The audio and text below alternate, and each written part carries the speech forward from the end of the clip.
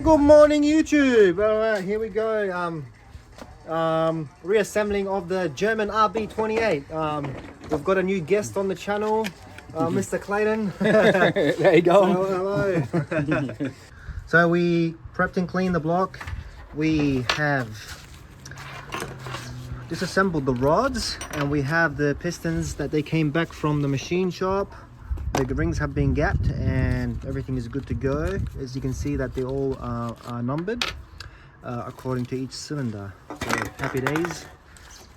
We've got some ARP rod bolts on some non-VANOS rods, and we've got the ARP hardware, and we're just tightening it up. So first thing we're going to do is we're going to put in the oil squirters and then put in the main bearings.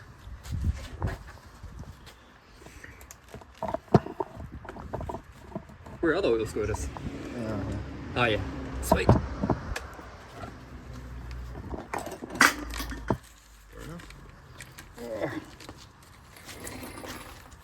Do you pause it in between? Or you just keep it going? Just keep it going on the other side. Yeah. Actually, I might do that. Just to save me time editing. So we've got all the oil squirters installed, as you can see. Now it's time for the main bearings.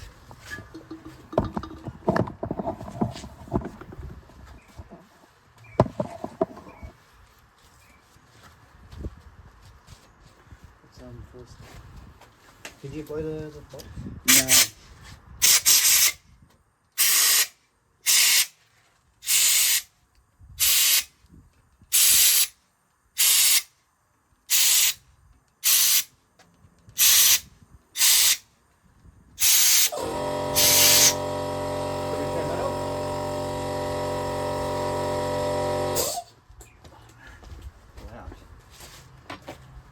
So we have the ACL race bearings. You can see that they have like a coating. These are not oil or burnt deposit. This is how they're treated. So just make sure that the tab goes onto the matching tab and everything will be fine.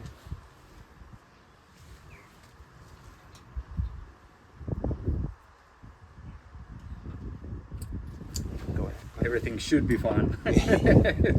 We'll see.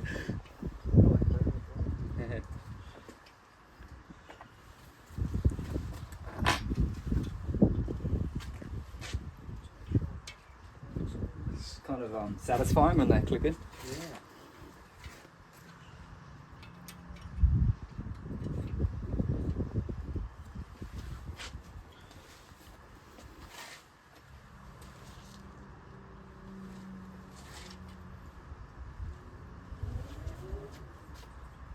Yep.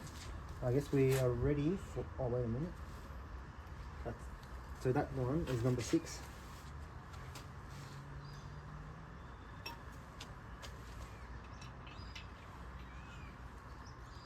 Yep. Suited probably with the matching. All good. Yep. So as we can see that we've installed all the main bearings. Number 6. What are they called?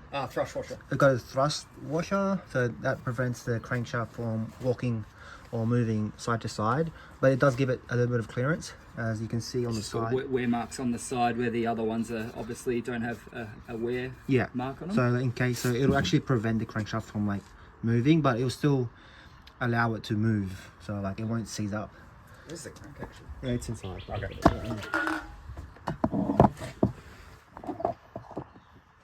Alright, gonna put some assembly lube on the bearings. Let's go from the top. Yep. Man, this stuff's quite thick. That's enough, that's enough. We'll put some engine oil as well, just to help things. Oh man, this is hard to work with, the CRC stuff. Yeah. Maybe try not to get inside the squirter. Squirter. Yeah. But I'm pretty sure it'll come through.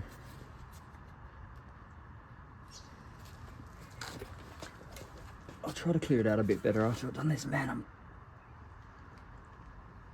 trying to get it neat. That's enough. It's alright. We'll just smear it around. Yeah. Alright. I'm going to install the crankshaft.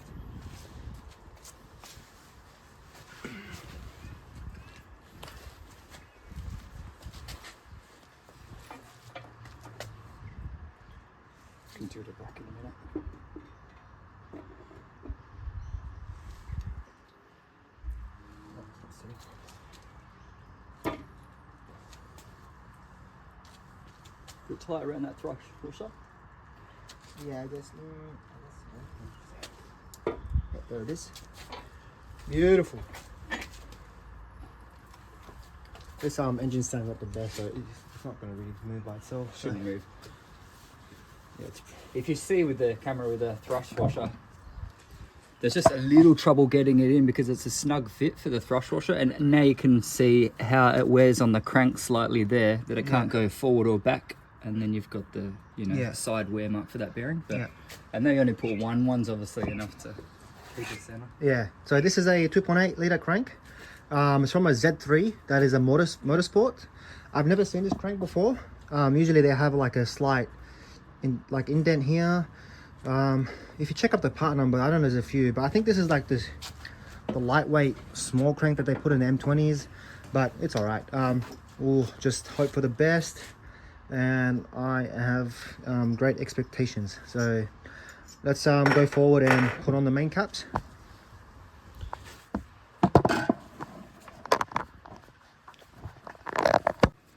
Anyway, We can we'll redo it. We'll start from again.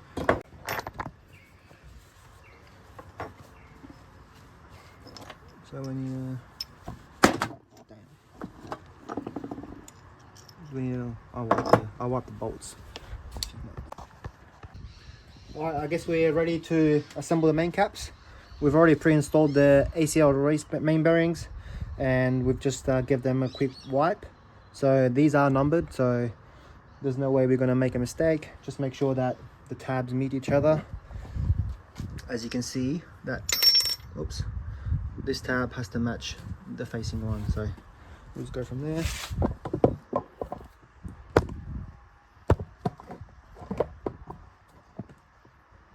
Which one do you have, The thrust. 6, Yeah, the thrust one. Just tackle the hardest first. I'll get you on my mother. I'm going to put some oil on the bolts a little bit. Just so they torque properly. Yeah, just like that. Just a little dab. Gotcha.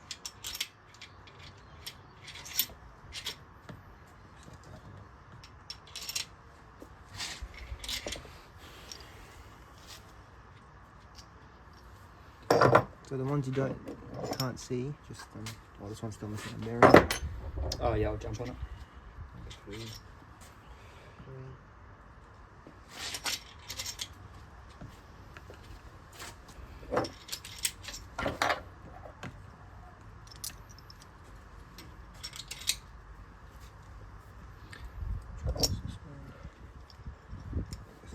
Number 7.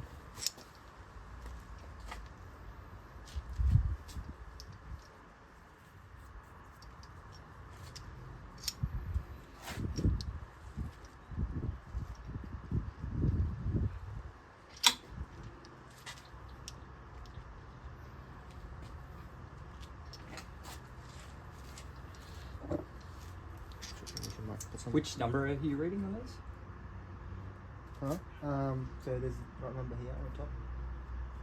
That's number. That is number 7, I think. No.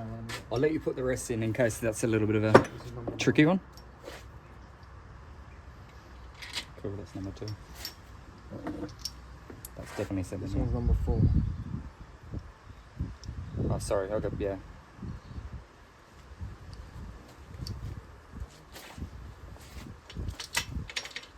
Does it have a number? That's number 2. Yep. Can you put some oil on the barrel? Yeah. She's slippery.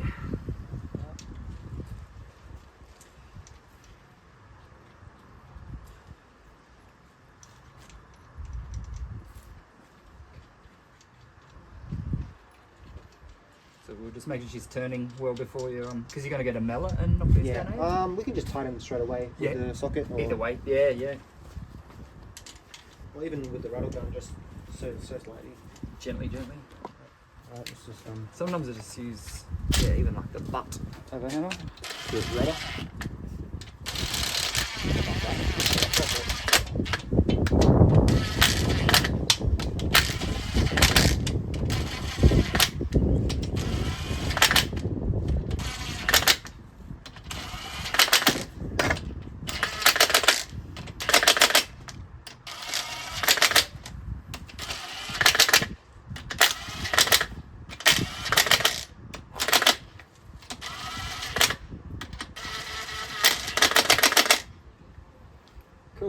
turning freely. Oh, nice. That's sweet. So just double check.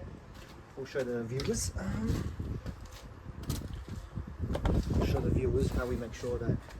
First of all, first indication would be the numbers, that they all flow together. We'll double check them.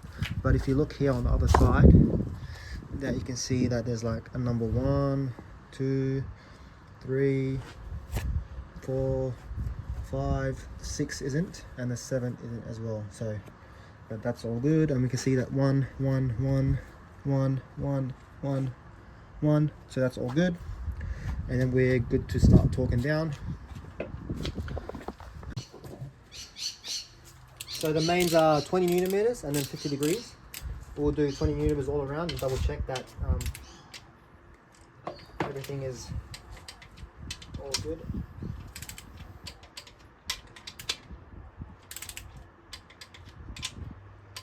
I don't like this the way this torque wrench is. It's not really loud. Yeah. Yeah, it is. It's very much more to the feel rather than the. You gotta be pretty sensitive. Have you got a degree meter, or I do, but you can just go? I mean, you know, you can just go 45 degrees. Yeah. And then add some.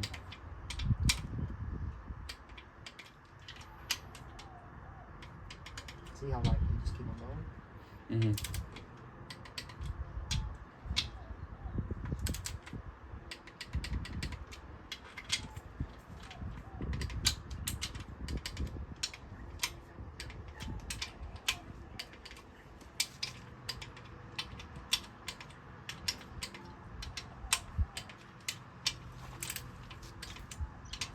Sweet, they look all good first crack, which is good. Yeah. Everything's square. See the crank moves? Beautiful. That's butter. It is perfect. Alright, now we can do 50 degrees. So if we go like that's 90, so I'll just do like until here. And Yeah. then give it a nudge. Yep. That's what I do. And still use this, I guess. Yeah, still use that. It won't affect it. I do exactly the same, just the way the clock works, like 45 degrees and then a touch more.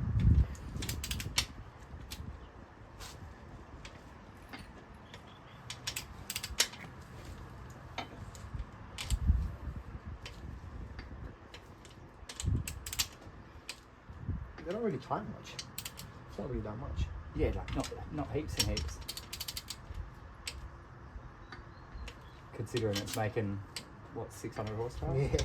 Easy 600 horsepower? 700 on E. 700. Man, that's decent for Yeah, like a sort of stock engine. if you just have a good set of cams. Yep. And E85. An E85. What PSI? I'll say around like around 28 maybe, 28, 25, 26 PSI. Two bar. Yeah. Two bar, yeah, you can do that pretty much. Two bars getting up there, but that's pretty decent. It's weird how like 2JZ just gets a big name for itself when BMW has quite a lot of selection of engines and Yeah. it barely gets a name. Well, it just depends on where you're from. Yeah, true actually, yeah. I think we forgot something, but so we forgot to put the metal piece where the oil pickup hangs on. So we might need to. Let's just double check where it is. The windage. Yeah, the windage. Windage strap. Yeah. So we forgot to put the, what is it called? A windage tray bracket. Yeah, this is for the oil pickup. I guess That holds it so it takes off the weight, because the further you are from the oil pump, like there's only two 10mm bolts, so it's going to be a lot of stress and you don't want them to fail. So this just holds that secure and prevents any issues. So just be careful not to forget this. It's probably more of an oil pickup support rather than a windage tray. No, it is for the pickup, yeah. Yeah, because that windage tray doesn't even touch it, does it? No. No.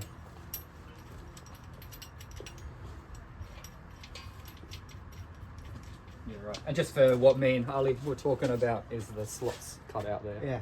For the windage tray, and that'll just slot straight over. Yeah, sweet.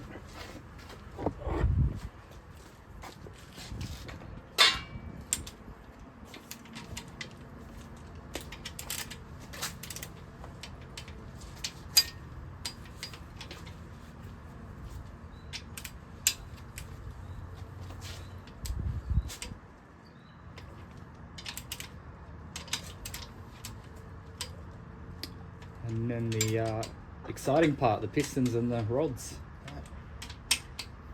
Just double checking that nothing's.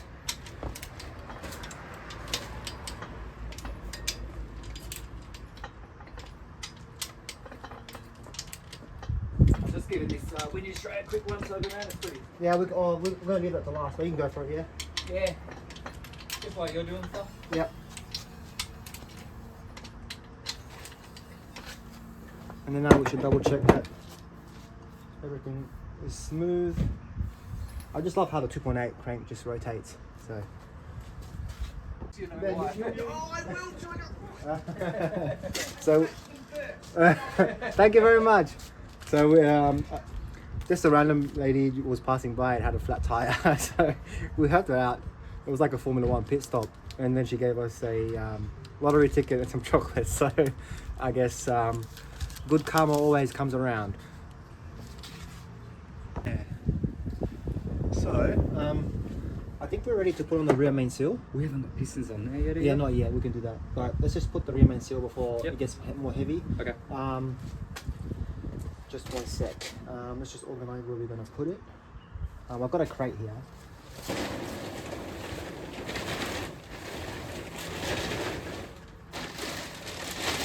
Would you like to just put it on the crate, or? Yeah, I'm just Because we seeing need what to hang the interferes. engine. Do we got to take the bracket off? Yeah, well, we can lift the engine on the engine crane and just leave it hanging in the air. Take off this bracket, put it on, and just put it back on. Yeah, rightio. All right. We'll get that. Let's just move this engine crate. Did you buy that crane? No, I just bought it off the crane. Yeah. All right, so we're gonna press in the new rear main seal. So, I've just located it by hand, like I haven't touched anything yet. Yeah. It's all just sitting in there, so to make sure it's all square. Yeah. I'll put a little bit of light lubrication on there. We got WD-40 here, or CRC. good stuff. Same thing, and then normally we just stick a seal straight on top of that. This is the old seal, so we know it's the same circumference. And just gently work it all the way around. Sorry, I'm not very... And you won't cause any damage or deformation on the top seal, on the bottom seal. Sorry. So Yeah, you can see on the top here there's no damage to the surface area because we've got rubber on rubber, so we just flip the old seal upside down. Yeah. And you can see here when we hit it home flush, it should just stick out a couple mil, and if it does that everywhere. Yeah. Just trying to make it even on all sides. I don't know if there's actually a stop at the back, or does it go through all the way? Normally just bottoms out at the back. So We can you double check before we install. Do you want to have a look? We can have a look. See the bottom. I don't think so. It might not, but let's just make it flush with the surface, and then that should be fine. Yeah. Yeah, I can go down a little bit more. It kind of just feels tight, Yeah. Okay. and that's when you know, sort of thing. So Sweet. just making sure that I've only got 0.5 millimeter there, and there, and there. I'd call that done. It's even all the way around. So All right. Sweet. Good to go. Okay. So for the turbo oil return, I put a guide hole right here. So we have this Christmas tree bit. It's very common. So I'm just going to go up to number 16, and then we'll go from there. I am trying to retain AC, so that'll be in a later video, but okay, let's do some drilling. So this is what we have. It's a bolt, I guess, or something, and then it's custom machined from Hotwood. It has a thread here and a nut. So this would go in from inside. This would go from inside, and then the nut would be from outside, just to hold it in place. So this size is not enough yet, so I'm going to continue and make it bigger. So here we have the correct size, and you can see that fits in perfectly and it's snug. So just a little bit of RTV on the back here, and then we can insert it from inside and then install the nut. Okay, I'll film this at a later state, but this is what we did, and I made sure to drill it at this part, so that goes up. That'll provide the best angle for the oil return. I do not like going through the oil sump, because I want to avoid the oil drain going past the turbo manifold and anything heat wise.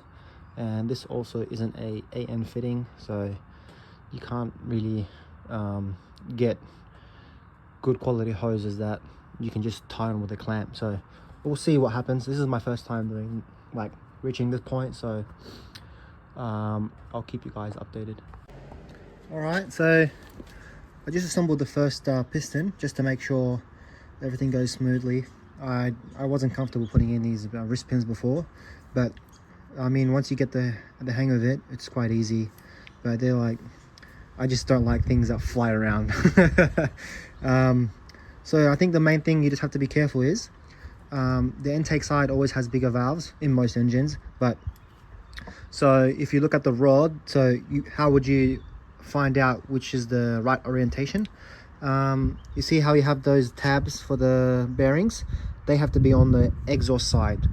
So you see how the exhaust has smaller valve reliefs, and that's where the tabs for the bearings are as well. So just a great way to double check. All right, let's do some oil.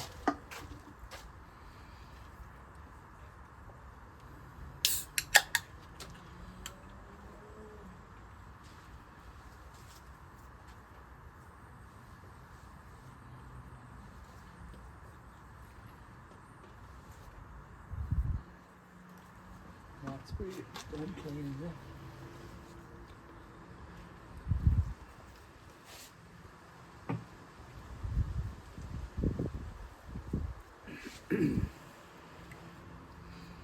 Don't you want to load up all your pistons on your rods first? Well, we'll do one, just double check that everything's all right, and then go from there. All right. So we installed the first piston. We made sure that this is the intake side, and then the tabs on the exhaust side, as you can see, they're on the same side. So we just need to orientate the rings, and then we can assemble. So do you have a preferred way how to install them? I just go 50-50. So if there's one on the side, there's some guys just use the pin on the side, yeah, as a reference. Yeah, they go 50 there and then 50 on the other side. Yeah. And then for the oil rings, one on each side. Sort of one on each side. Those guys might have set it up. There's a break in it now, top one. Yeah, so that's the top one. So top one, I'm gonna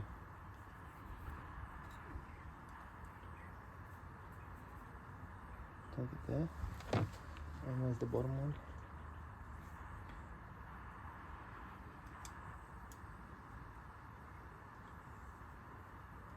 So that's one there. Where's the top one? Oops.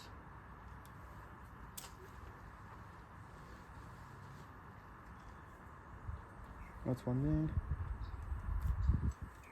And then each one will be on a separate pin, like that. So pin, pin, middle, middle. I guess that's good to go. Yeah, good to go, man. Yeah. Just put some oil in it, hold it down.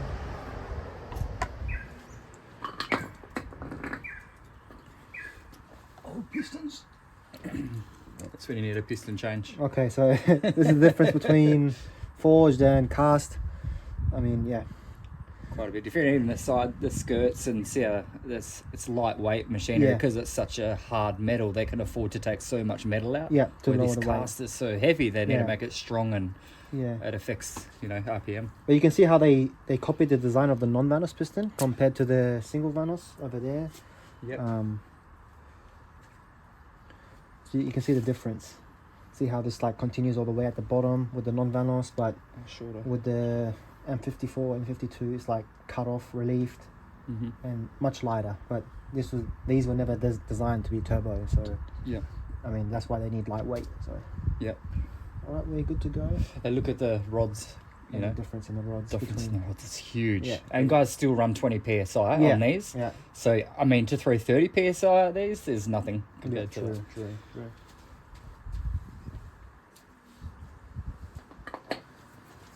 Alright, we'll flip over the engine. Oh, we're going to keep it there. Alright, just feed it into oil this up.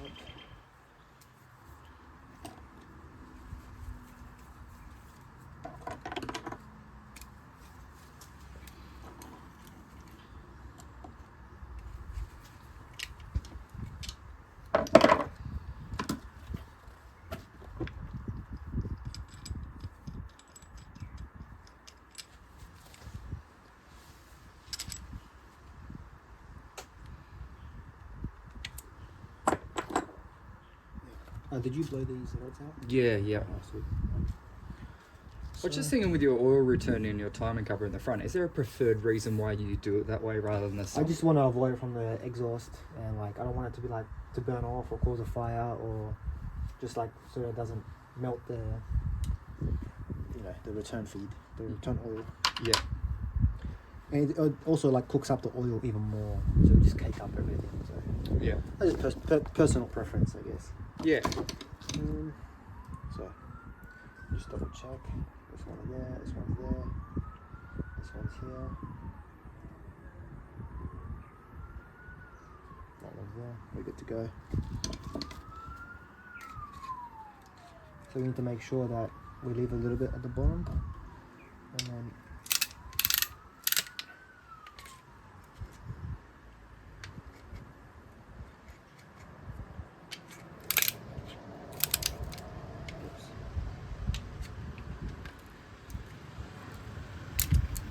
is that the same lady? Huh? Is that the same lady from the... Is that not your friends? No, there must be... okay, I don't know. Is that the one we changed the tyre for you? Do you No, I think? don't think so. Oh. Are they your neighbours? They were visitors from my housemate. Get you. I thought that lady we done the tyre for was Yeah, me too. back for revenge. Here, take a car.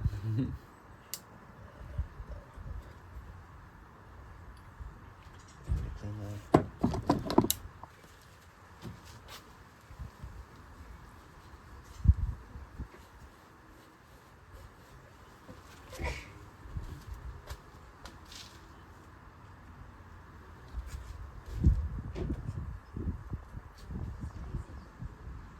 G'day, how are ya?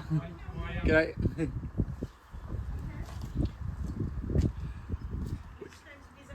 Yeah, you're welcome. How are you? Good, yourself? Yeah, good. Welcome. Such a cool car, this one. Thank you. I'll just whiz up and down. Yeah, you can go in. Don't worry. Yeah, I'll just text.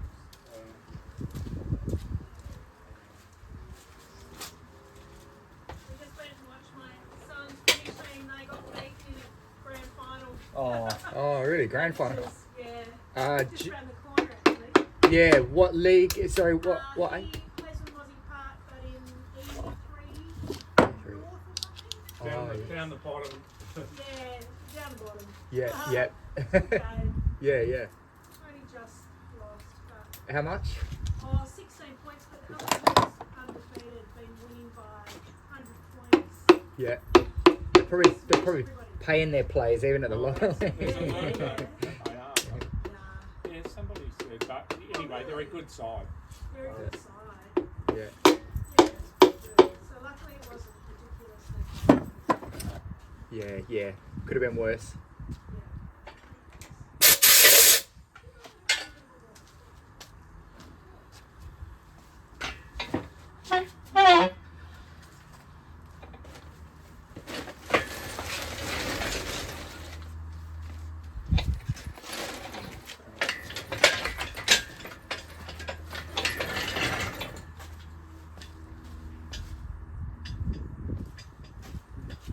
Did it interfere a second? Yeah.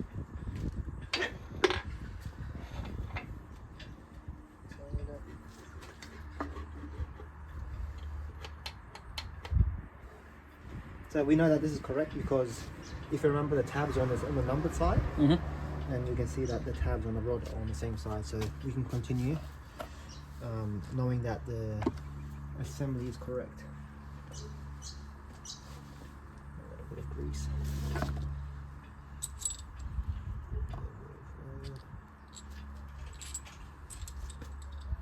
Are we going to put assembly lube on these? I guess so. Yeah, it can't hurt. Yeah.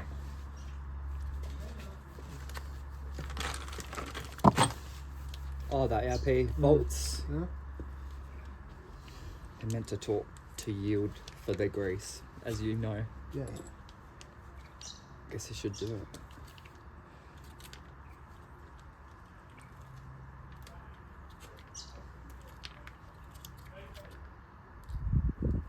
it. Not coming out. Mate, Oh, she just went for a walk up, I think, to just to give the dog some legs. come and see, Harry. Probably she went probably towards the park up there.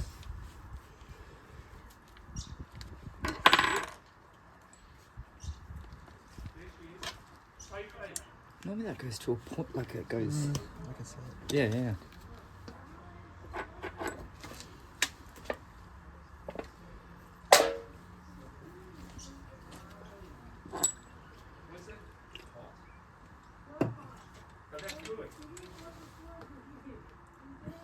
Cool, and you got that B7 the right way.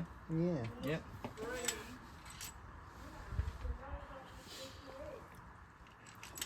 Still rolling? Yeah. You just got to watch you put your caps on the right way as well, but Yeah. as you can see they're numbered both edges, where this is not numbered here, so it's quite easy to flip it around if you're not watching, but I mean it's quite easy to see what's going on. That's true. I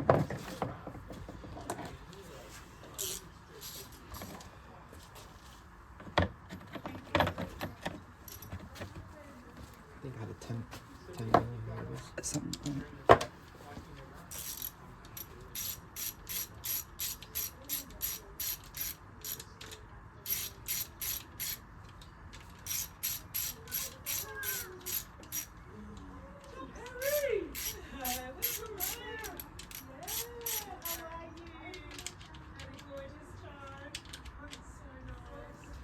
It's just I have the torque rating on my phone. One sec.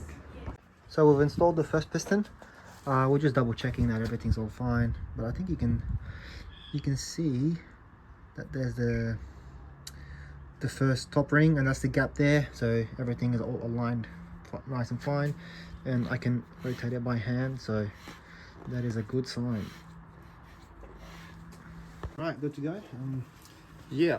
Let's slap this first one together.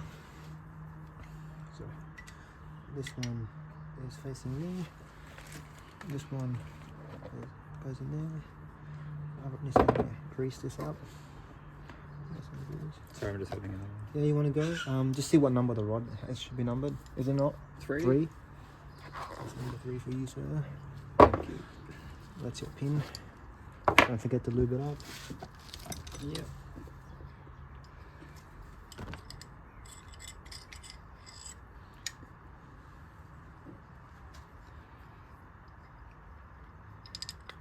So.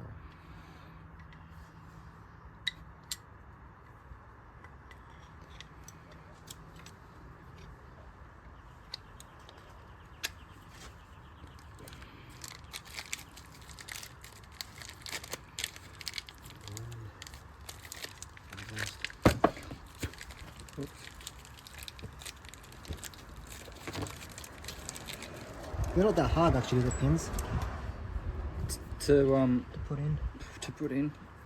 I just like put the front ends together. yeah. So the way I'm just doing it right now is I would slide in the front end, like both of them at the end. Make sure that it's away from this opening. It's kind of hard to do it, but if you can film if you want.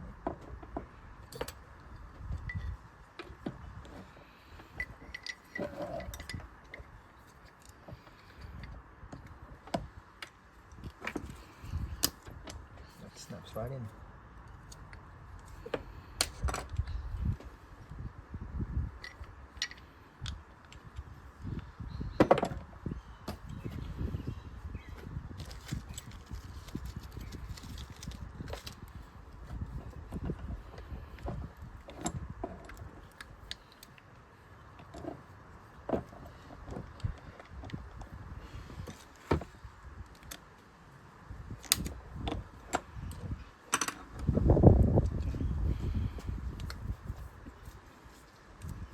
with the new circlips, the brand new ones? Yeah. Right.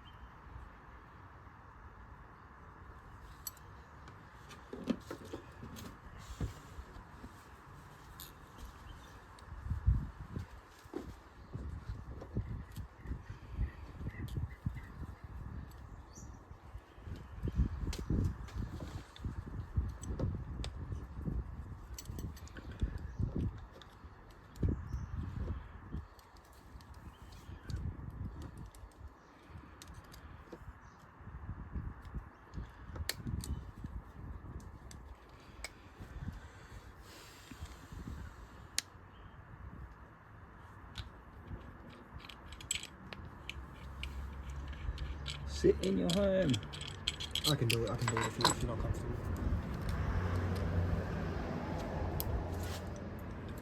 I guess I'm just paranoid of. I'll do it.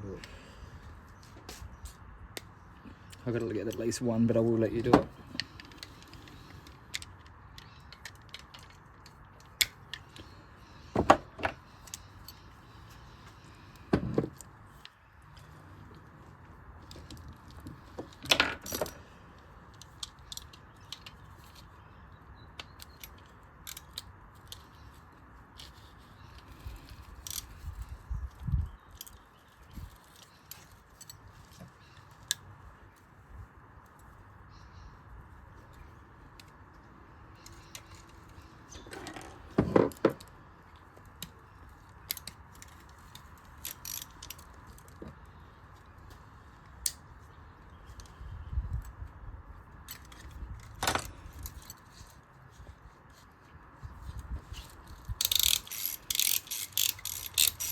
To double check my workings. I've gone that way, and then you got your number. On the exhaust side. I've done it opposite, haven't I? Yeah. Excellent. You can still take it out if you haven't put the 2 pins in. Have you? I put the 2 pins in, but I didn't find it that hard to get the second one in.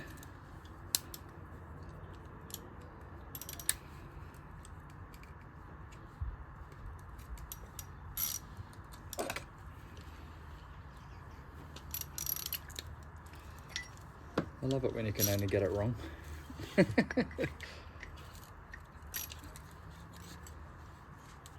you know what I think I looked at? I looked at C numbers up this top arm here, but universally they got numbers on the top left arm.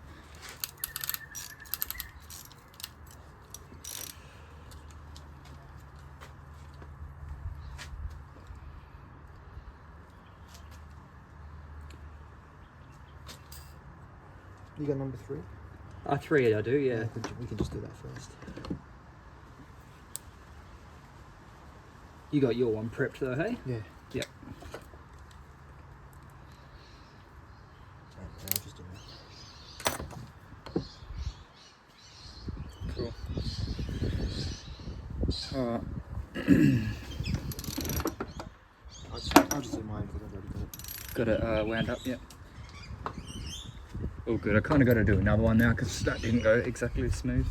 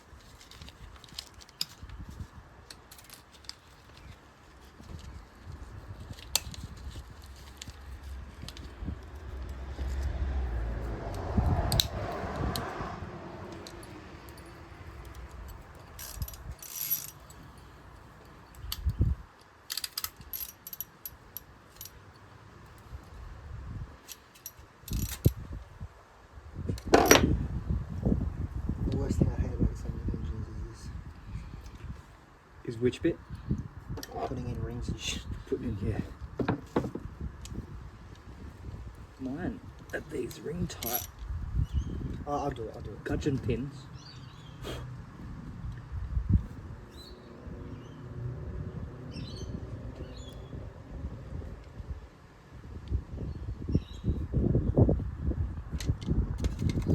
A lot of the time they'll use you know, the little circuits. Do you mind, Clayton, if I do the clips? You want to assemble these pistons yourself? Yep, you can do the clips. Oh, there's one, literally one that I'm trying to struggle to get in.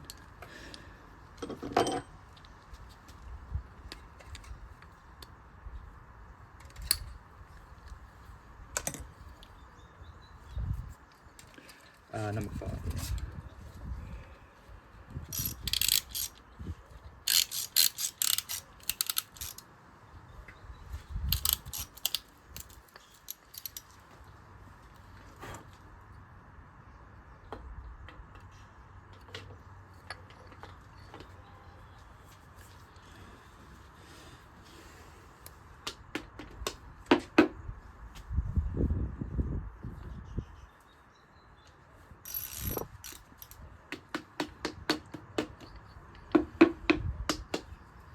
I'm sure you'd get a lot quicker at this if you did it every day compared to as a hobby.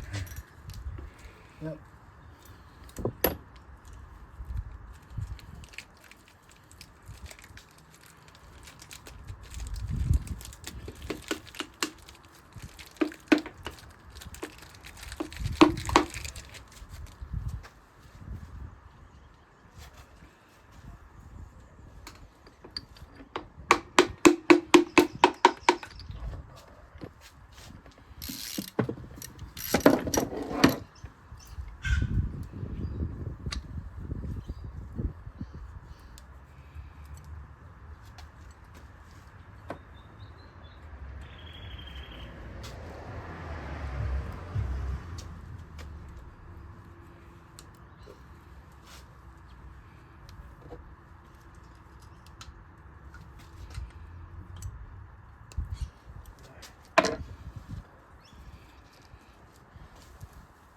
They shouldn't be that difficult for you. Oh, you might, Is it because I'm using my fingers more than a tool? I was using my fingers, they're pretty easy. Oh. You might have a different way of doing it than me.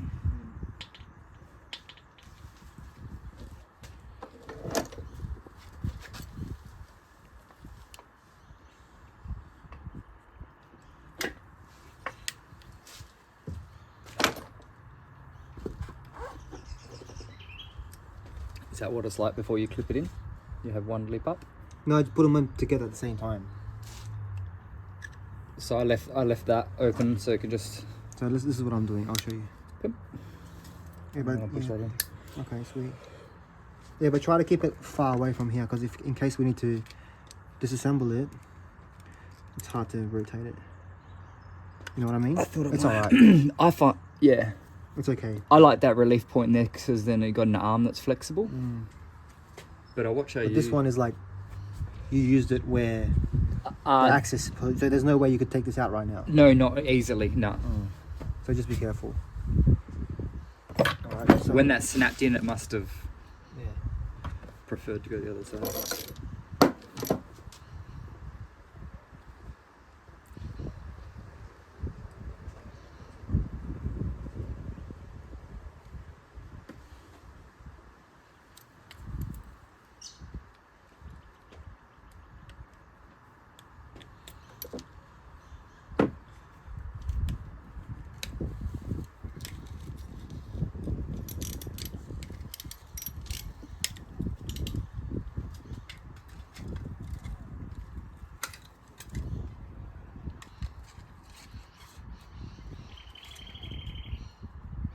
I could get it, by the way, that relief was enough. It's alright.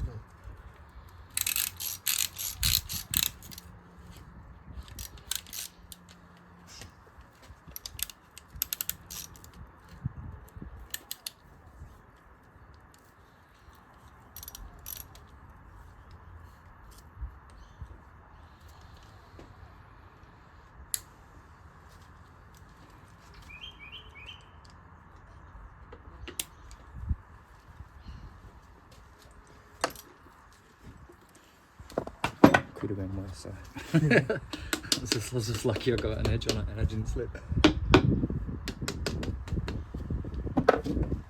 Can you tighten the... Okay, that's it. That's enough. Do you want this out the way?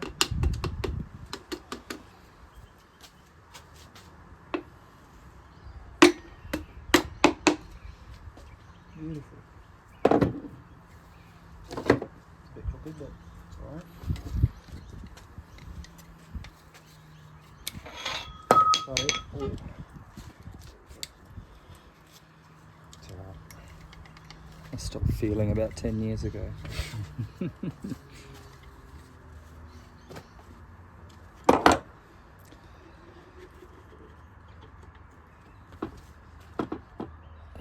The lube. Ah, there. Sorry. I'll get it.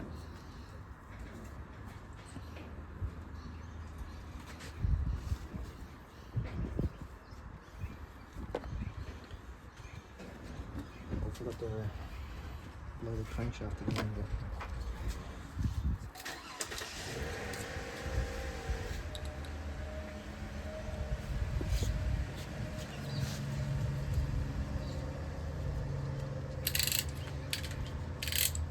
I do my engines very similar to yours. The only other thing I do, instead of using so much engine oil here, I'll use WD-40 or CRC. Yeah. That's the only difference. Besides that, I'll do it pretty much the same way. Yep. I've got another friend that uses like a ATF. Yeah. He swears it's like... a good cleaner. Yeah. Yeah, he swears by it, just that it's... It's a good Really- detergent. Yeah, nice light oil.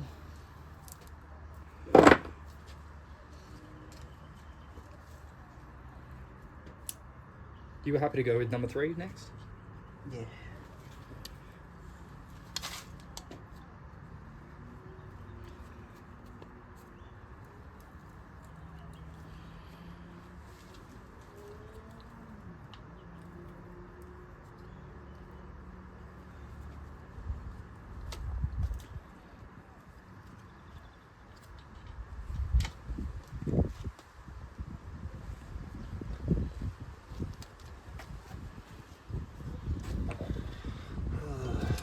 Is it?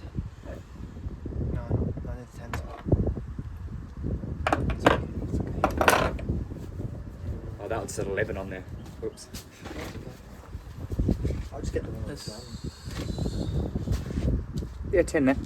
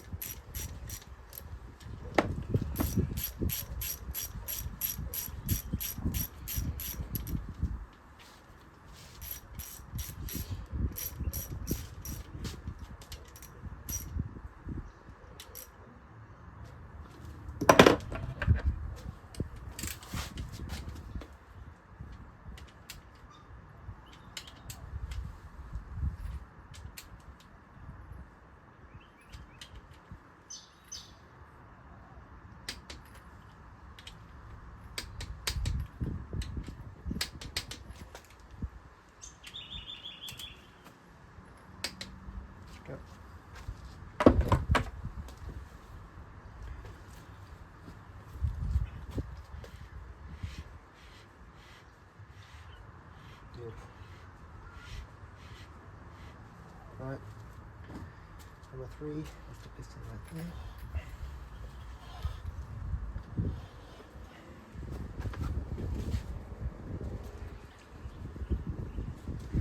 You already assembled everything? Yep, oil in and out. I just want to make sure that it's No, the same. perfect. It's your engine, definitely. Check the rotation's fine. Oh, sorry, I might not have done the rings properly actually. Like the... There you go.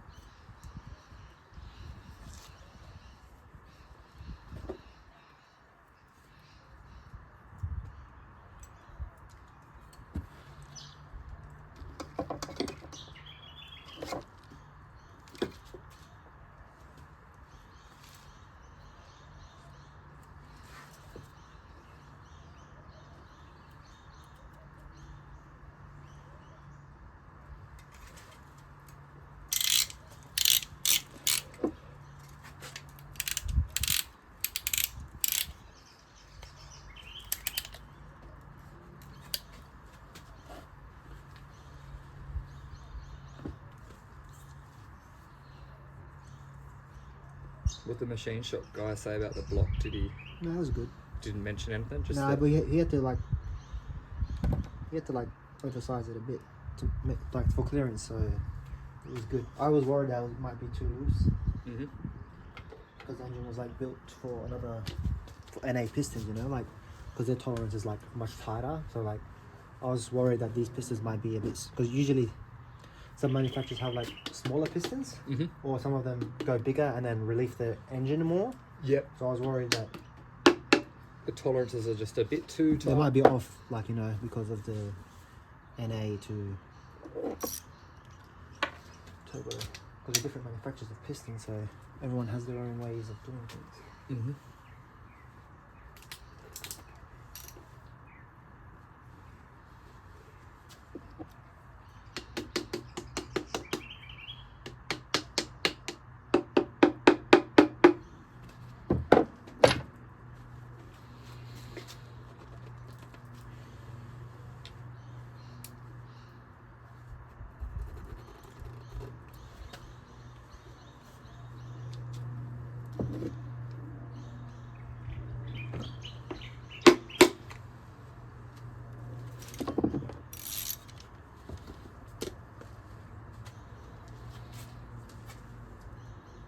We can do the number 4 as well Yeah. together.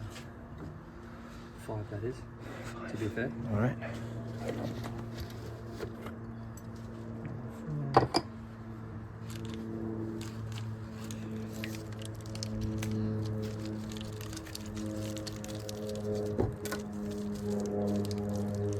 Time for me to watch the master. If you don't mind, could you like film? Yeah, yeah. Is it on now? And Yeah, it's on. Yeah. Oh yeah, yeah. Just hold it and just flip it around. Just hold the whole thing, yeah. Maybe, do you want to just turn it off and start again? Do that. Go for it. Alright, so we're gonna lube the pins first. Pause. Oh, did he? Alright, we're gonna repeat that. Fuck that. It's fine. So just keep it going. I'll just, You can delete it out later, right? yeah. So we're gonna assemble the pistons. So just make sure that you lube the pin. We grab the piston. The way we know this is the intake because it has higher relief in the valve for the valves, deeper or bigger. So just make sure that it slides in all the way. We will insert the rod based on our explanation before, so that our cut or the tabs for the bearings are going to be from the exhaust side. So we'll just insert it like that. I've already pre-lubed it, so that slides in all the way. Very nice. So now for the lock rings, the easy way to do it is, so if you can zoom in like that, just put in the both ends at the beginning. Whoops, I was going to put it on the table. They're a little bit slippery. Sometimes they use circlips rather Yeah. than the I prefer to have circlets, but if you just do that with your hand like that, and then you use a pin, this pin, and just like push it down, and you can see how it clips in, and that's all nice and flat. And the other side is the same idea. Easy way, just make sure that this is like aligned with that. I don't have it matched to that, so it would be very hard to get out. Wink, wink. Oh man. Monster Energy. Engine building material. Essentials. Yeah, oil for me.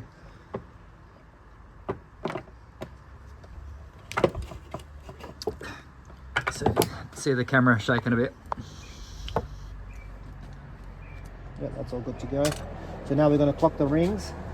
The way I have them is having the top ring facing that pin, the second ring facing this pin, and then for the oil, each opening is on one of the skirts.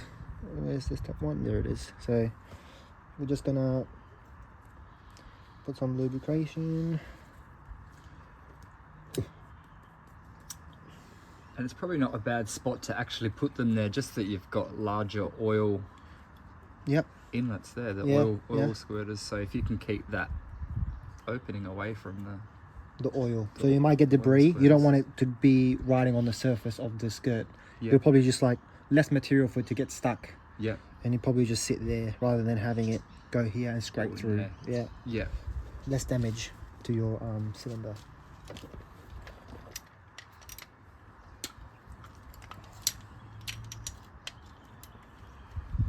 So what we're gonna do is when you put in the what do they call them? Compressor, piston ring compressor. Hey Clayton. Yeah. Yep, piston ring compressor. Just double check your rings before you make the final call. Because they all walk around quite a Yeah. bit, even as you're just carrying it. The rings just tend to walk around on the piston, just a bit of vibration, and they spin quite easy. So just like slide it in. A bit more.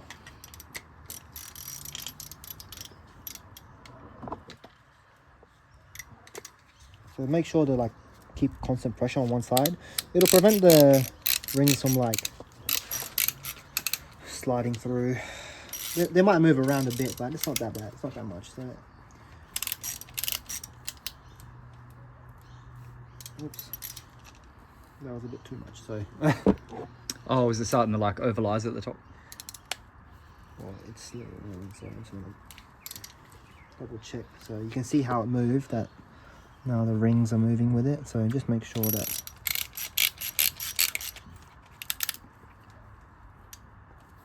We'll do it on the engine, but just make sure.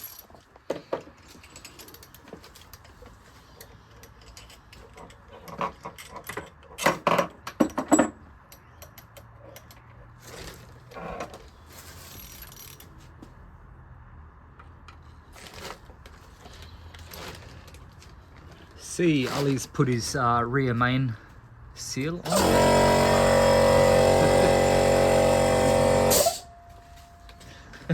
Couldn't be loud at a worse time. Ollie's just put his rear main seal on first, rather, and that's just to, what is it? It's just to, it's easy to centralize the crank while we have the freedom to move it without all the pistons in. It becomes a little bit too rigid and less easy to work with. Yeah, it gives more time for it to for this RTV to settle in before the first start up, and you know, it's just, I mean, it's a part of the puzzle. So yeah, and it's kind of just the way you do things through habit, and maybe it's the first time you ever got taught. You just learn these things and they stick with you. yeah.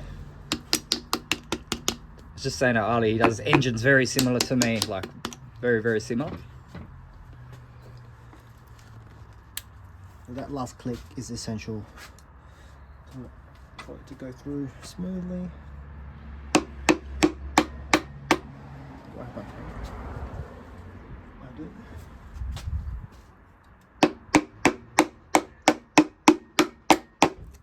Boom. Bam, perfect, the noise you want. Nice, I need that, no damage. Should be fine. beautiful.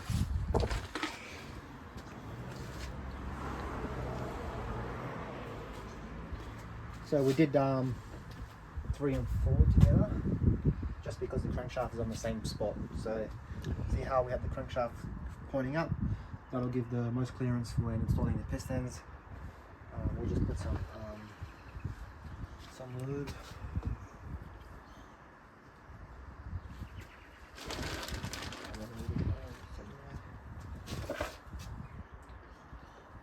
Some engine oil.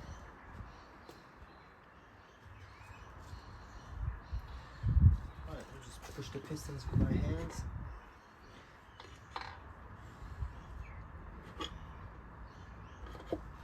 Just like that.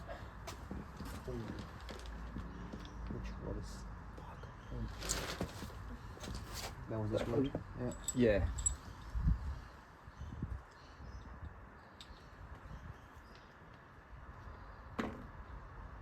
Are you sure? This one was for the one that I had here. Yeah, okay. We'll find out. If it binds, then no, it won't be. But it should be fine.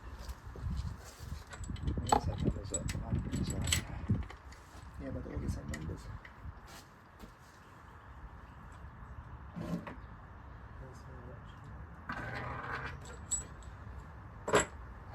Yeah, I guess that should be it.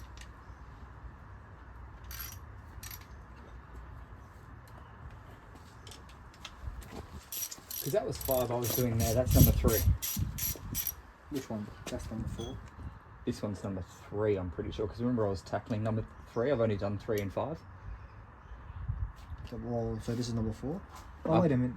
Oh, that's number 4. I can see. You see where I marked it with the... Oh, that's so good. Let's have a look. Yeah. Oh, that's good. So we're lucky. We almost made a mistake here.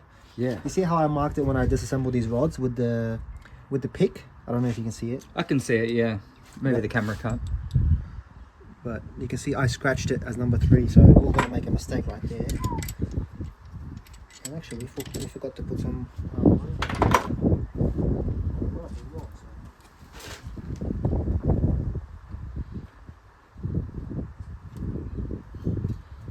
To be honest, the engine was going to run either way.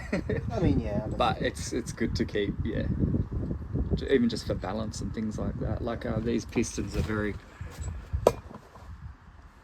They're very precise, and they've all got numbers on top. Actually, did you put numbers on top No, for the the machine weights? shop did. Okay, so the machine shop even weighed and balanced all these. So number 6 is up here. Obviously 3 is going to be somewhere in the middle, and 1's going to be possibly your lightest or your heaviest, and then number 6 is going to counterbalance that for the rotation.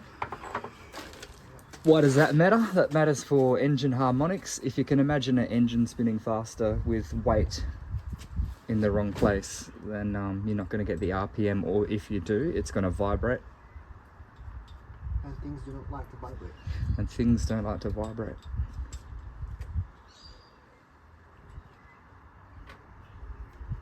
Lol.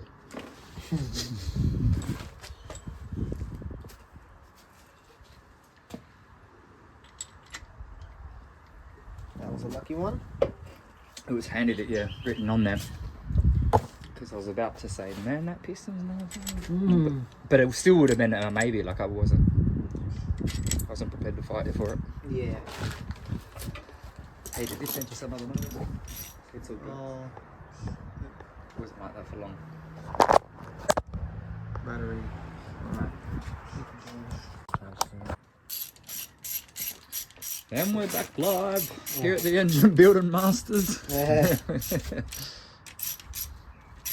So is this your first M50 rebuild, Caden? This is my first M50 bottom end rebuild. Yeah. Maybe you could explain to the viewers what you have personally.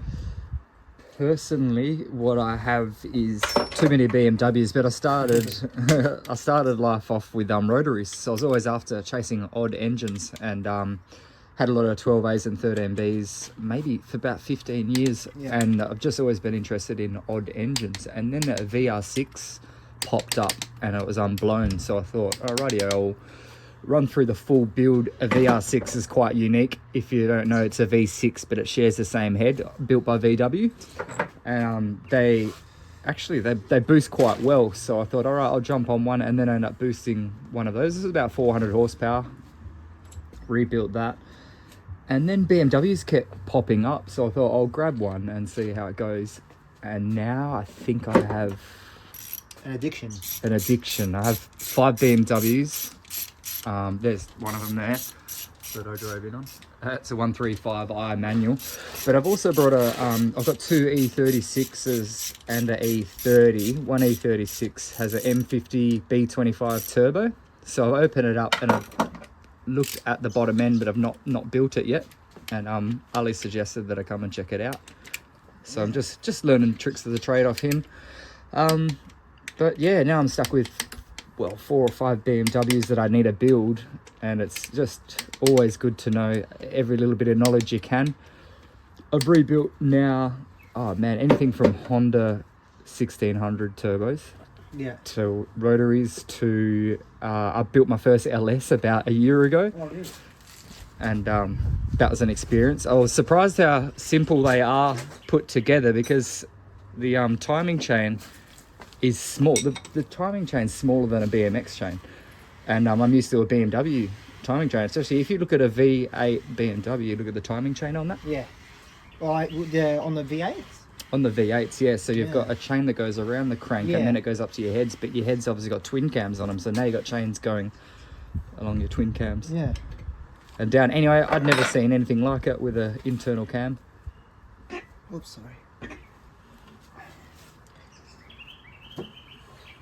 And yeah, through getting BMW parts, I stumbled across Ali, and I don't know how to explain the friendship there. Basically, he had some parts that I wanted, and then he commented on my post, why am I selling a certain ECU? And he said, don't sell that, just come and grab a Link.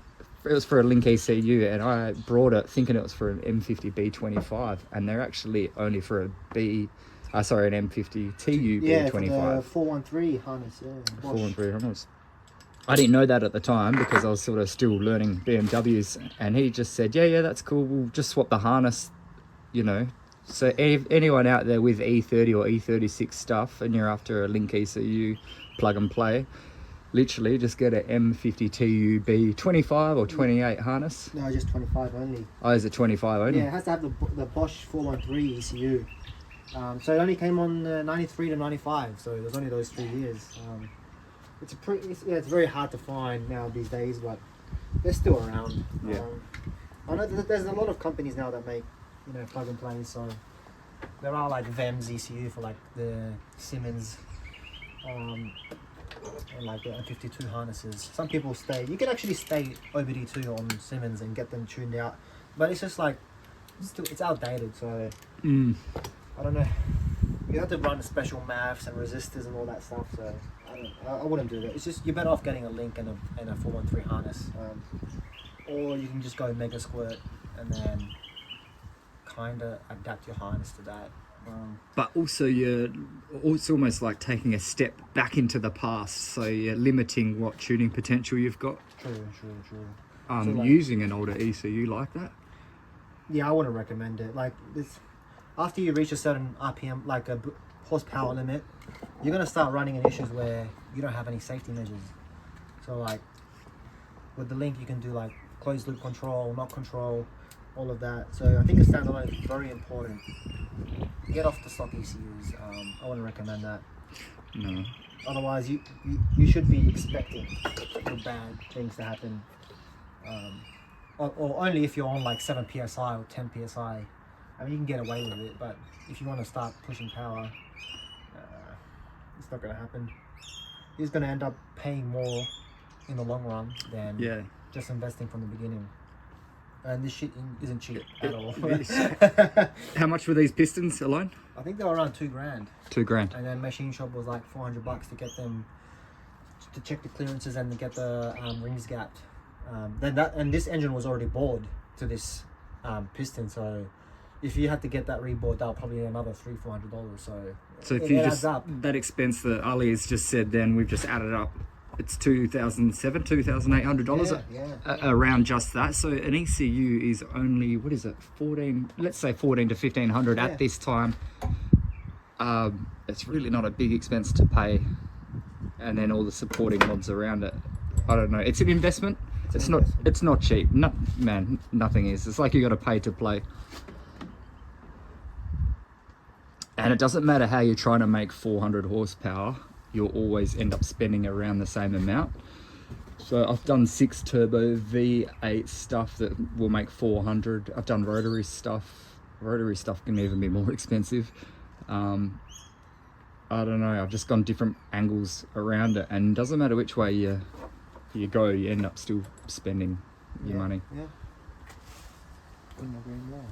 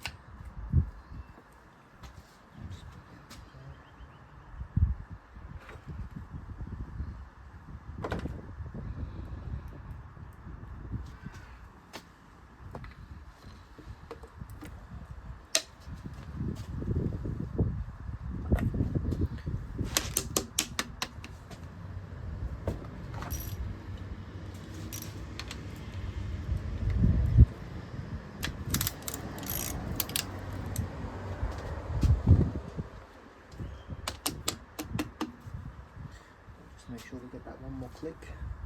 Oh, yeah, you want one more? Oh, that's fine. Yeah, get one more click if you can. Yep. Oops. Well, I can't. You reckon it will go one more?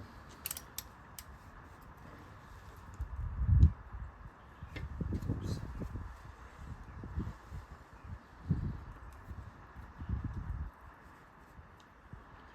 I can just see the opening of the...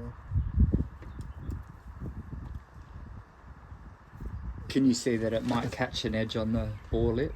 Well, I know it just needs to be a bit more tight.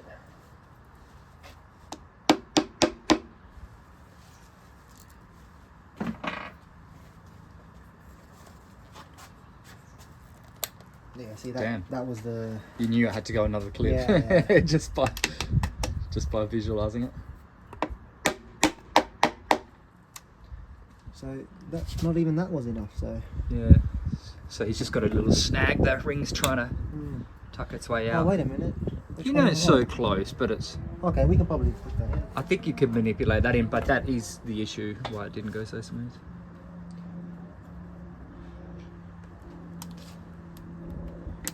There it is. It went in. And we You can can see see how tight it is, you know. It's just nothing, you know, when a... our ring moved a bit, but it should be all right.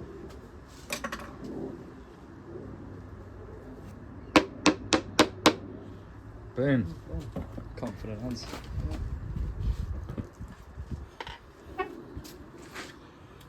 Just be careful your fingers. Yeah, it's alright. Many fingers. Some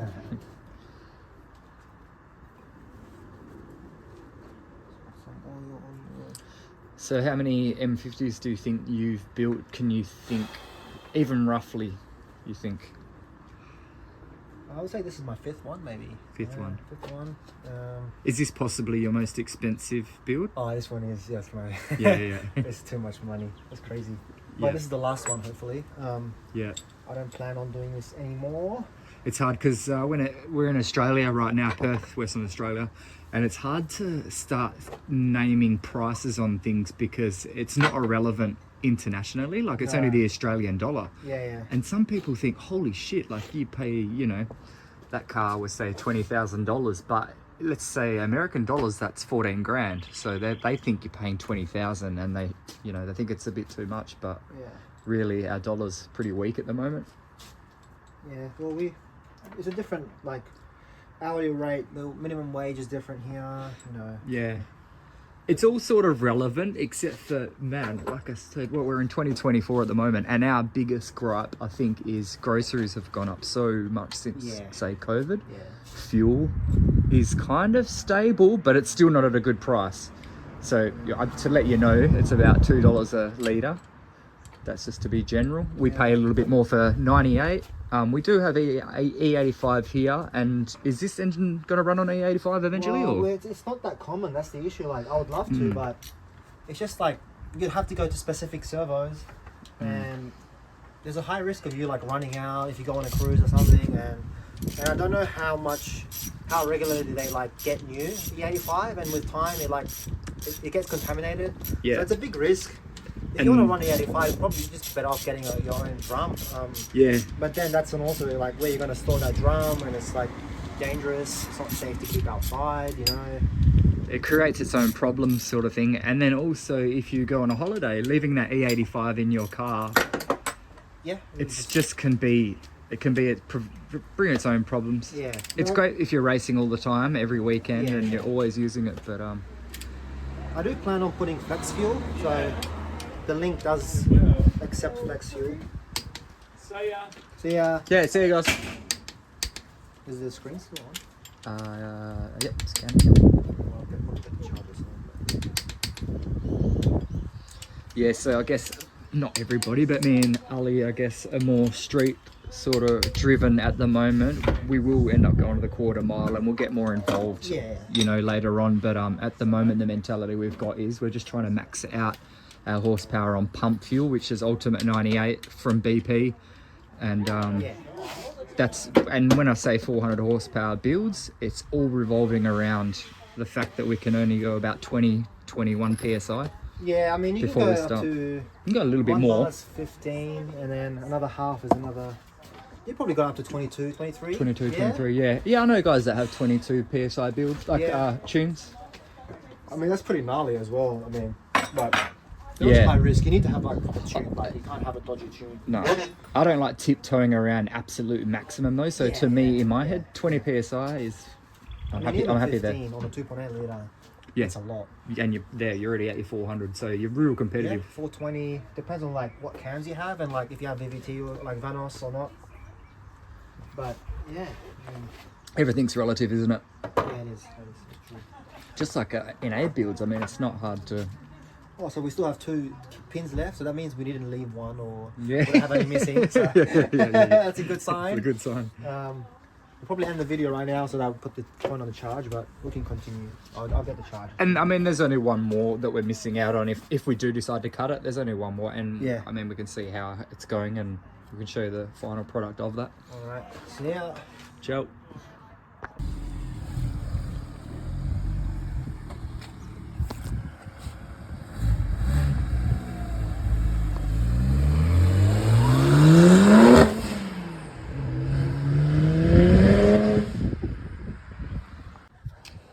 Alright, so bottom end is all assembled.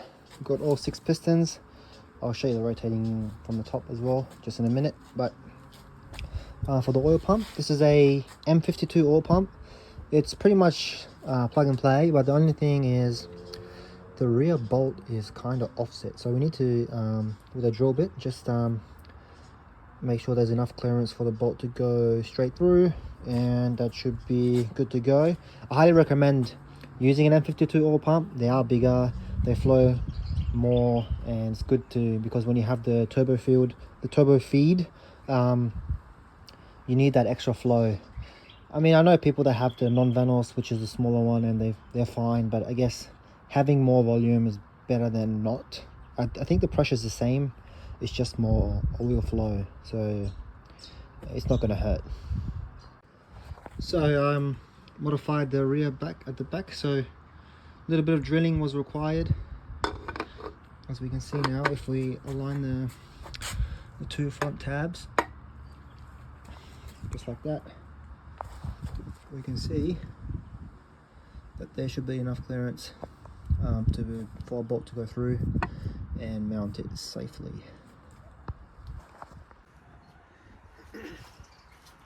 Alright, so we installed the oil pump. I'm just gonna show you guys the top. Very beautiful.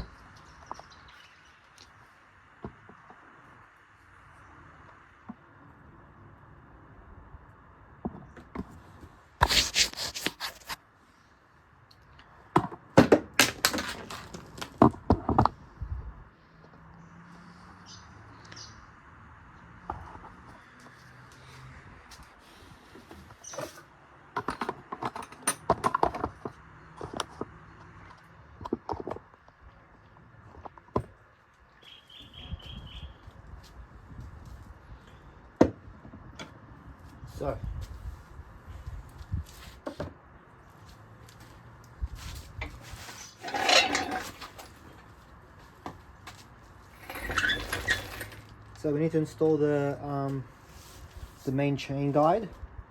So we'll just, whoops.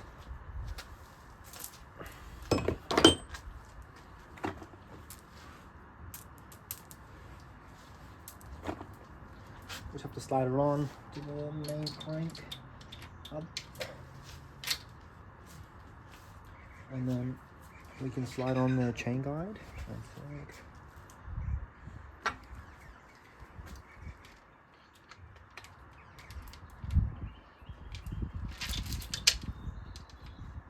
I'm legally blind.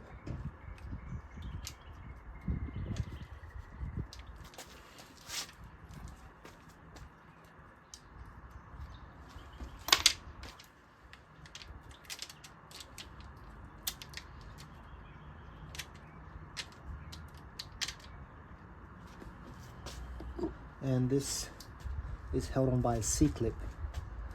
it just slides through.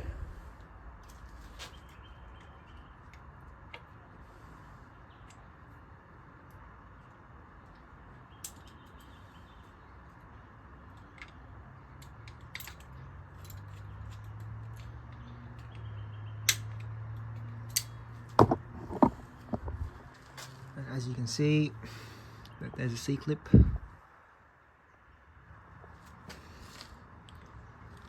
And we have oil pump that is welded, and then the main chain from there. From here we can continue and assemble the timing cover. There's no need for us to like keep this exposed now.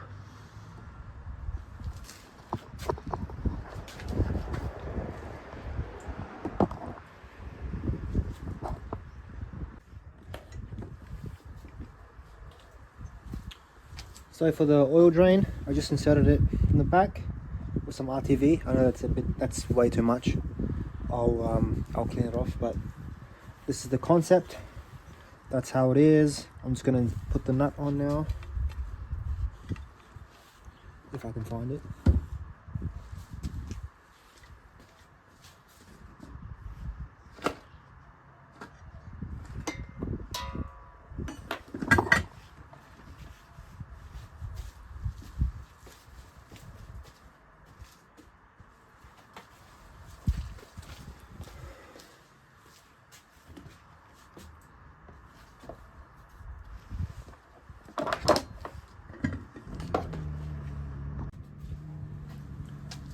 Alright, here we have the turbo drain. This is how it looks like. So I put some RTV around the fitting, and then just gonna tighten it down just like that. I'll put some RTV from outside as well, and then I'll just wipe off the excess.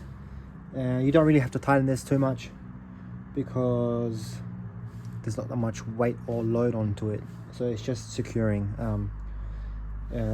I'll put some RTV on the threads as well, so that'll just like lock it up.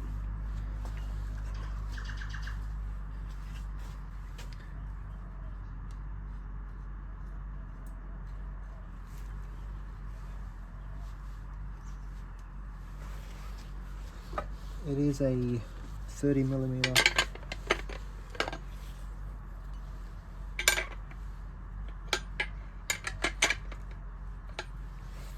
Alright, I'm not comfortable doing this. I'll have to mount it on the engine and then hold it. Just give me a sec.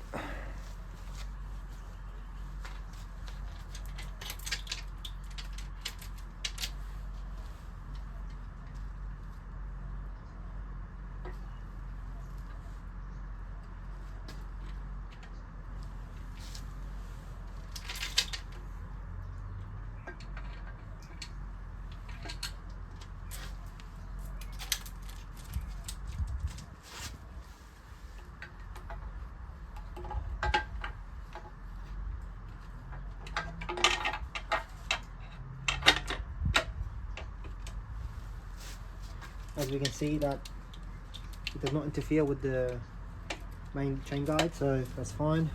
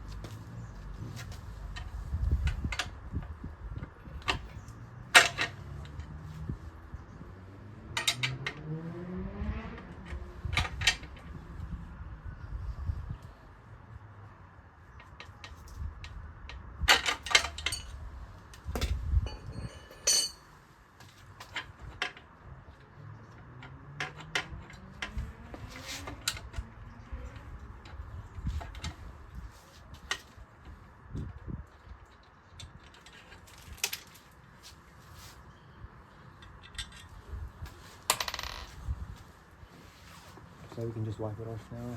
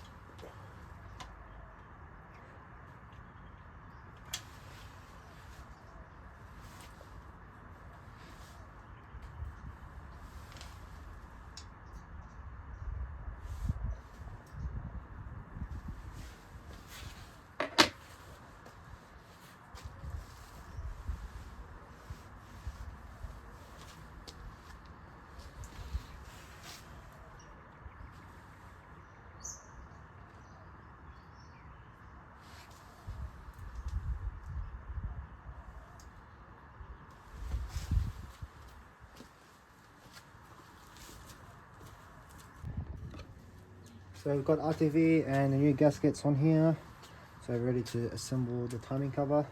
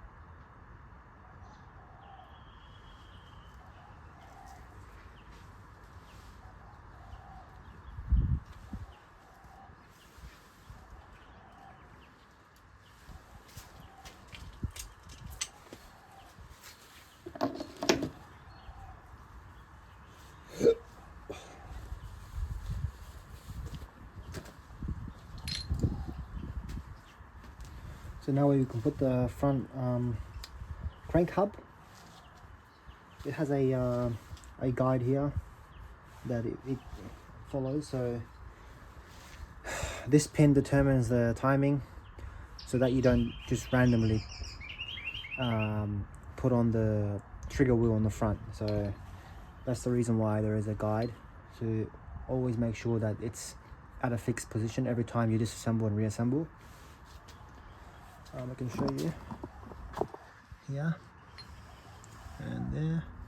So I'll just put some oil soon on that, and then that'll just slide through.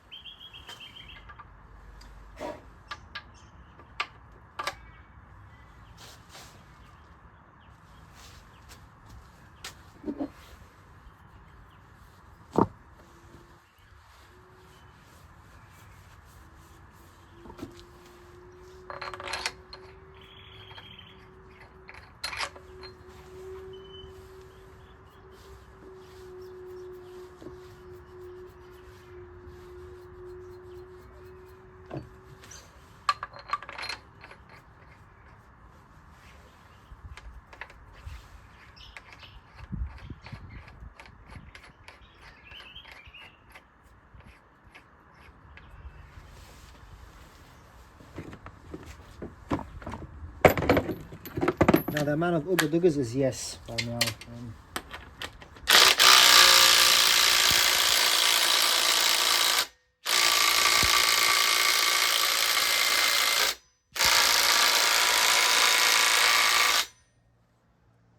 I'll time it again once we have everything assembled, but that at least will allow me to rotate the engine.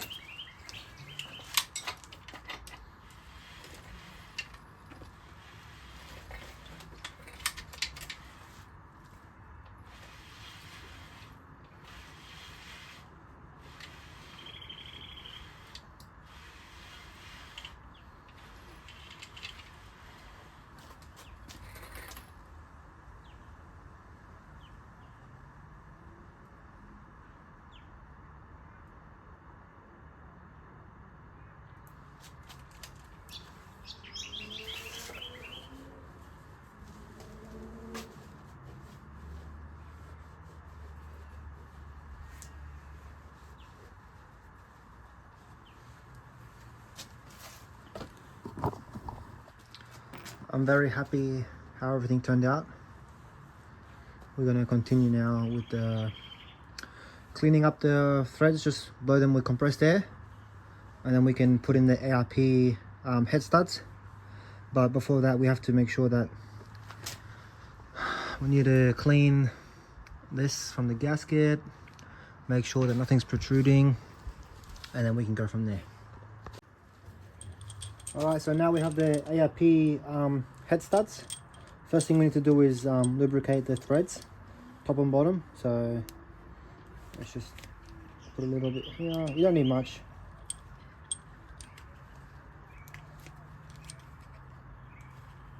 There's another way where people just put it inside like a plastic bag and just like put them, like merge it all together, but it's just very dirty, and this has like metal flakes in it, so the less I can get inside the engine, the better.